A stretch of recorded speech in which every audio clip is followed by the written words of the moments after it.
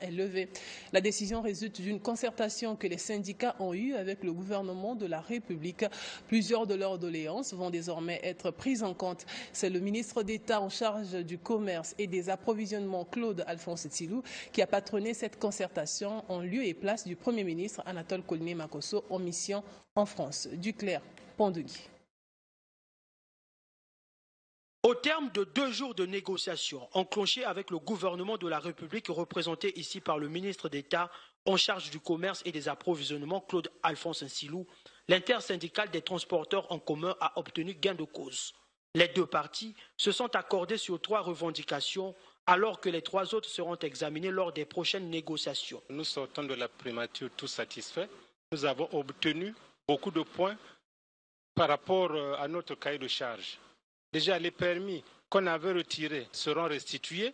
Bon, l'opération qui posait problème, celle qui concerne au retrait de permis de conduire, cette opération aussi est suspendue. En ce qui concerne la RN2, là aussi, le gouvernement a pris l'engagement de suspendre les péages dès le retour du Premier ministre chef du gouvernement qui est en mission.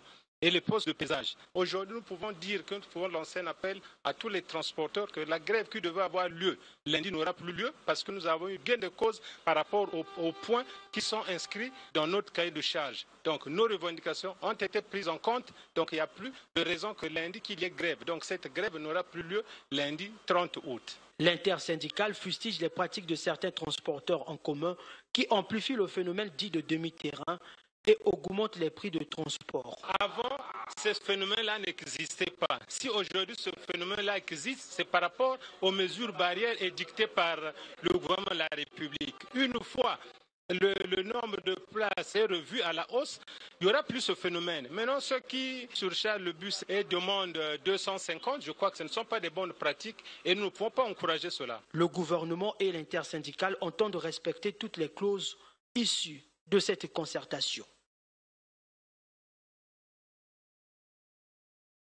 Veuillez vous abonner à votre chaîne YouTube Zoom et Focus pour être le premier à recevoir nos nouvelles vidéos. Merci.